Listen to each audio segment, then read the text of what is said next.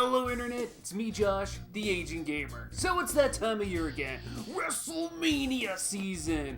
And though I'm a bit late with this review, this is still the time of the year where wrestling hype is at its highest. And to be honest, I'm not hyped at all. I haven't been. And don't get me wrong, it's not because of a certain virus outbreak that's taken over the world and has caused WWE to perform in empty arenas. It's just WWE has been pretty lame for a pretty long time. I'm gonna geek out a bit here, so I apologize in advance, but WWE has just been so boring and stale for so damn long. Back in the day, I used to watch Monday Night Raw religiously. There were so many wrestlers that were so goddamn entertaining. The product felt more unpredictable, and it was constantly evolving. I mean, look at WWE, then WWF in the year 1990, then 4 years later in 1994, then 4 years later in 1998, then 4 more years on top of that in 2002. It was constantly evolving and very different landscapes.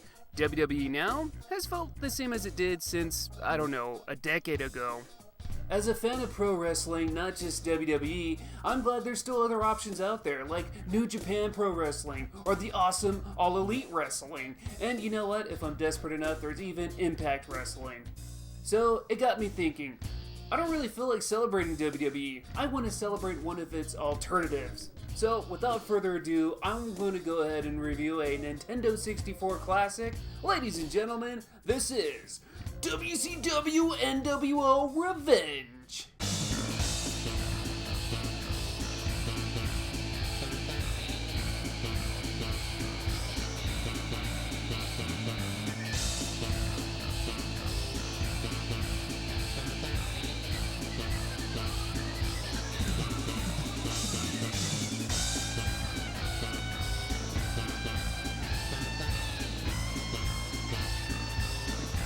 If you're a wrestling fan, then you're likely aware of WCW and its presence in the world of wrestling.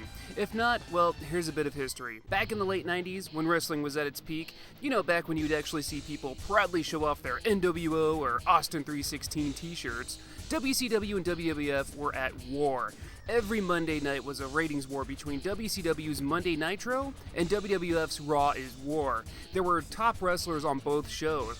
WWF had the likes of Stone Cold Steve Austin, Mankind, The Rock, The Undertaker, and D-Generation X, while WCW had top guys like Sting, Bill Goldberg, Diamond Dallas Page, Hollywood Hogan in the nWo, and nWo Wolfpack. In 2001, WCW eventually lost the fight with WWF. WWF then picked up the rights and released a bunch of documentaries about how awful of a company WCW was, because, history is written by the victors and all that. But WCW wasn't that bad. I mean, yeah, they had some questionable decisions, but WWE has been way more guilty of doing that for a lot longer than WCW ever did. Back to the game, WCW nWo Revenge was developed by the Aki Corporation. Revenge isn't their first wrestling game, however. It started with the Japanese exclusive Virtual Pro Wrestling for the PlayStation back in 1996. It was later reworked as WCW vs. the World in 1997. Sticking with the WCW license, a follow-up title, WCW vs. nWo World Tour, also released in 1997. All these games use the infamous Aki wrestling engine, which is typically regarded as one of the best wrestling game mechanics in wrestling game history. And with each new wrestling game Aki developed, the gameplay only improved. Now this brings us to 1998's WCW nWo Revenge. This would be the final WCW game that Aki would develop, and it received nothing but praise among release. But, does it still hold up? Well, let's go ahead and talk about it. Let's start by talking about the game mechanics. So the wrestling engine might seem a bit complicated at first, but once you learn the controls, you're going to realize how flexible the mechanics actually are. So to win a match, you want to beat down your opponent enough to score a 3-second pinfall, make them submit, or simply knock them out. You can also get disqualified or even counted out if you're not careful. The game has plenty of match options though, so you can set up winning situations however you like. But back to the engine. You got a lot of weak attacks and strong attacks. For example, by just tapping the punch button, you'll give the opponent a light hit. Tap the grapple button and you'll do a weak wrestling maneuver. Hold down the punch button and grapple button and you'll do a much stronger strike or grapple. Weak moves are a lot harder to counter, however they don't deal that much damage. Stronger moves are of course more powerful, but just a tad easier to counter. Besides punches and grapples, you can throw your opponent to the rope, throw your opponent off into the corner and pull off a weak or strong move from there. You can jump off the turnbuckle for a diving attack, and with the right wrestler, you can even run and jump over the top rope to the outside. And while you're on the outside, along the ring barriers, you can also pull out a weapon from the crowd to use. You can also use the joystick to taunt at your opponent. Also, you might have noticed the spirit meter in the corners of the screen. Every playable character has one, and as you beat up your opponent, you'll notice their spirit bar turn from green to dark blue. Blue is bad. Blue means you'll have a harder time countering and getting back up after getting knocked down. Also, as you beat your opponent up, you'll notice your spirit bar turn from green to yellow to red. This will of course have the opposite effect of being in blue. You'll get up faster and have an easier time fighting. If you find yourself getting your ass kicked and need help raising your spirit, successfully pulling off a taunt will help you greatly. Now, once your spirit rises so much, you'll notice it turn from red to flashing red. Now hit the joystick and your wrestler will be in special mode. In this mode, you're pretty much invincible. The mode only lasts about 10 seconds or so, but you'll automatically get up when knocked down, but most importantly, you can use your finisher. Strong grapple your opponent, then hit the joystick to perform that finisher. Some wrestlers have multiple finishers, which can be done by strong grappling them from behind, in the turnbuckle,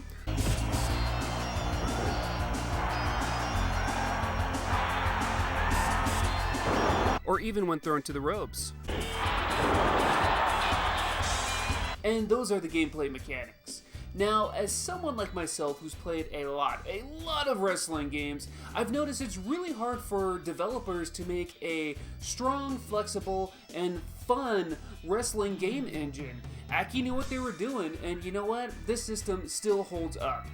Now let's talk a bit about the roster here. It's actually pretty damn good and really showcases some of WCW's best wrestlers. You got a lot of main guys like Hollywood Hogan, Sting, Goldberg, Bret Hart, The Giant, The Outsiders, DDP, Scott Steiner, Randy Savage, Lex Luger, Harlem Heat, Rey Mysterio Jr., and a bunch of the other awesome cruiserweights. There are a few noticeable WCW wrestlers missing though, the biggest one being the legendary Ric Flair. He made an appearance in the previous game, World Tour, but was absent here due to being fired from the company. I mean, he was later rehired before the game came out, but it was already too far into development. Other familiar WCW faces like Arn Anderson, Warrior, Syxx, Lord Steven Regal, Lance Storm, Ron Simmons, Sid Vicious, Big Van Vader, Vampiro, The Great Muta, and almost every woman on the roster were also not added to the game due to them either debuting too late or at that point having a contract with another promotion. Not important at all, but just saying, fake Sting was in the game prior to this one, but he's not here. Also, the wrestler Wrath was removed from the game for some unknown reason, but can still be accessed if you have a Game Shark. Revenge also has some really awesome original characters. There's some really off-the-wall ones here, like Executioner, Dr. Frank, my personal favorite, Hanzoman, and even Aki's Aki-Man. While they all look unique, they actually have movesets based off of famous Japanese wrestlers. Revenge also features a small handful of unplayable wrestlers like Dusty Rhodes, Rick Rude, Kimberly Page, Jimmy Hart, and Miss Elizabeth, who only appear as managers for specific wrestlers. So we got a great roster, we got great gameplay. What about modes and match types? So there's a few modes here. There's Championship mode, where you can compete for a title of your choosing. You'll go through about 8 or so matches before winning the championship and unlocking a new character. There's Exhibition mode, where you can have a good old one-on-one matchup, or have a tag team match. There's also Special Match mode, where you can pick between a handicap matchup or a battle royal. Battle royals can be fun because you can twist the rules to however you like, and you can have anywhere from 4 to 40 wrestlers participate. It's pretty cool. There's also a costume change mode where you can change the attire of any in-game wrestler. Want to make Goldberg an nWo member? Sure, have at it. So 22 years later, is WCW nWo Revenge still as fun as it was when it was first released? Yeah, it is. There's lots of positives here. As mentioned already, the Aki game engine is a great, if not the best wrestling engine out there. If you prefer the fast-paced engines like the SmackDown series, that's fine, but I love this more realistic simulation style. The game was doing things other wrestling games at the time weren't. I mean, when you beat up a wrestler really bad, they stay down. You target a certain limb and they'll hold their neck or stomach in pain. There's also fun stuff you can do, like mimic your opponents, rotate the joystick counterclockwise to do your opponent's taunt, or when in special mode, strong grapple the opponent and press the A and B button to perform their finisher on themselves. That's wicked sick. I also love all the little touches in the game. Some of the wrestlers talk. Oh, yeah!